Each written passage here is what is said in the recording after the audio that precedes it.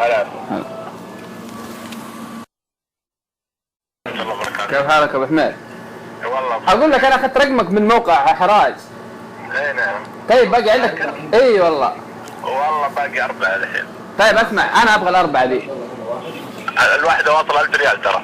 انا جاي من الطائف. لا يا شيخ مكتوب 600 ريال يا اخي. والله مكتوبة، كانت مو مكتوبة 600، كانت 200 13 تذكرة.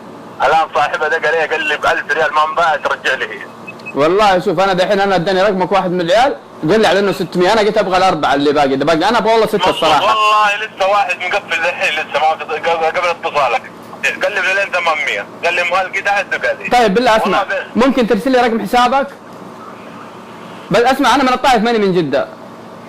ما عندك اي مشكله. طيب كيف يعني ارسلها لك على الحساب وكيف اقابلك بعدين؟ عندك اي احد من اخوانك هنا بجده او انت وقت ما تيجي جده دق علي، ما عندك اي مشكله. طيب ان شاء الله انا ارسل لي رقم حسابك. طيب خلاص تمام. مين معايا عشان يبان في الصوره؟ مين؟ فهد الجهني معك حبيبي. فهد الجهني. طيب اي نعم.